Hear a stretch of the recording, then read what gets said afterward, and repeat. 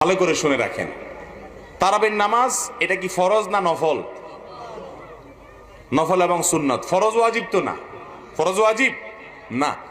সুন্নত এবং নফল যদি হয় সেখানে কম বেশ করলে কোনো অসুবিধা নাই, কিন্তু ফরজে কম বেশ করা, জোহরের ফরজ 4 রাকাত 6 রাকাত পড়া যাবে, 2 রাকাত পড়া যাবে, কিন্তু সুন্নত বা নফল এগুলা কম বেশ করলে কোনো অসুবিধা হয় না।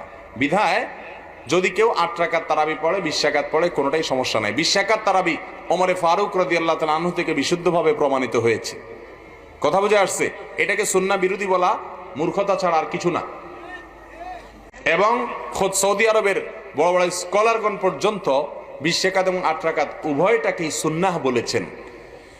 8 রাকাত পড়লেও সুন্নত আদায় হবে, 20 রাকাত পড়লেও সুন্নত আদায় হবে, তবে এটা নিয়ে ঝগড়া করলে সুন্নত আদায় হবে না। কথা কি বুঝতে পারছেন?